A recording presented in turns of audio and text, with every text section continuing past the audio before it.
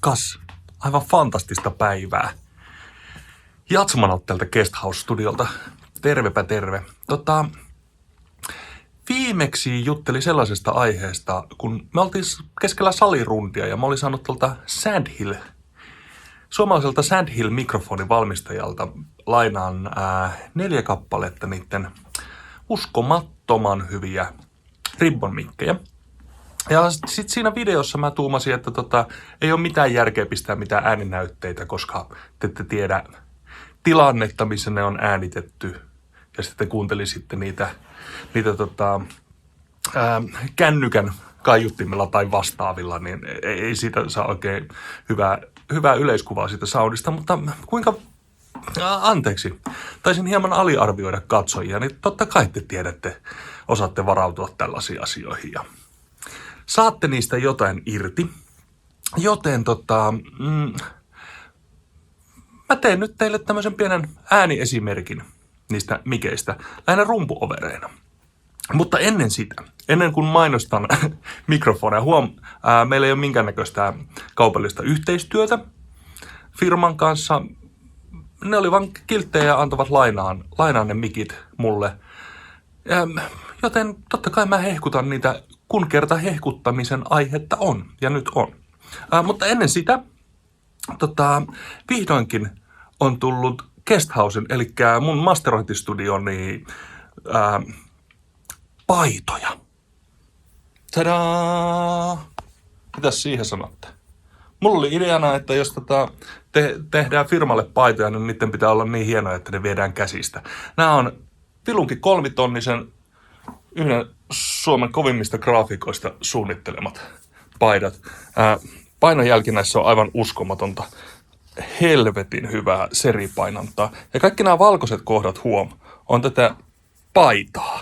Siinä ei ole väriä. Niin nämä ei kesälläkään hiosta niin perhanasti. Mä panen linkkiä alas, mistä näitä voi tilata. Suosittelen. Nämä menee varmasti aika nopeasti. Näistä tulee keräilyharvinaisuuksia. Niin, no ne on sivuraide, mutta itse asiaan. Me oltiin Tampere-talossa, joka on yksi Suomen parhaimmista saleista täällä Pirkanmaalla. Ja se on perhanan iso ja kaikuisa glasarimusiikkiin rakennettu torppa. Siellä on hyvä akustiikka, ei siinä mitään, mutta ei sitä ole tarkoitettu sähköisen musiikin vahvistukseen. Käsivässy. Miten selfie-ihmiset pitelevät puhelintaan niin, että no ehkä niillä on enemmän pattia kuin meikäläisillä. Joo, niin.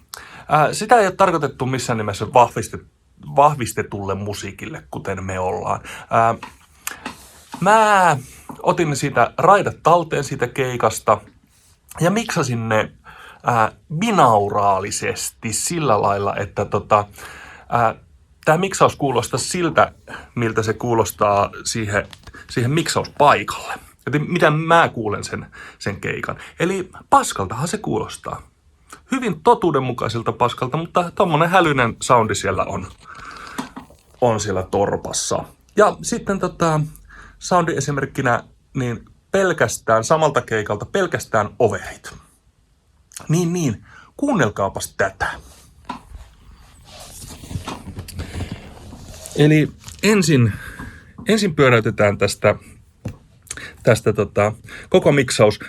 Niin kuin sanottu, tämä on tehty binauraalisesti tämä miksaus, eli tämä on tarkoitettu kuulokkeelle. Tämä kuulostaa kaiuttimista todella oudolta, mutta kuulottimilla tämä pitäisi kuulostaa siltä, että sä oot tässä tilassa. Jotenkas lähdetään tästä niin kuin bändimiksauksesta. Näin.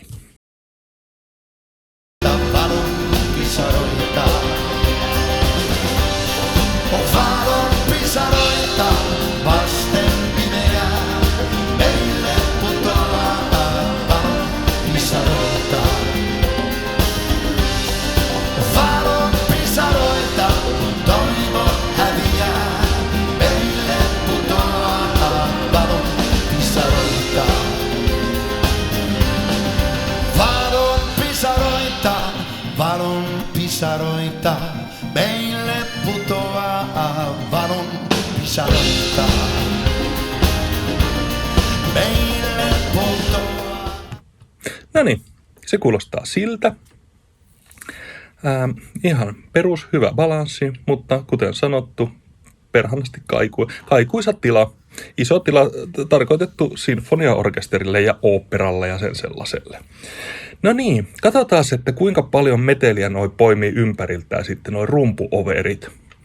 Siinä kuitenkin vieressä on niin kuin metrin päässä täys perkussiosetti ja toisella puolella huutaa bassokomoottia ja toi Jiri Kuronen, meidän kosketinsoittaja, niin sillä on tämmöinen perinteinen kulma ja sehän koilottaa ihan järkyttävän lujaa. Ihan oikeasti todella lujaa pitää tulla siitä sen kulmasta. Niin kuinkahan paljon se vuotaa sitten? Kuunnelkaas.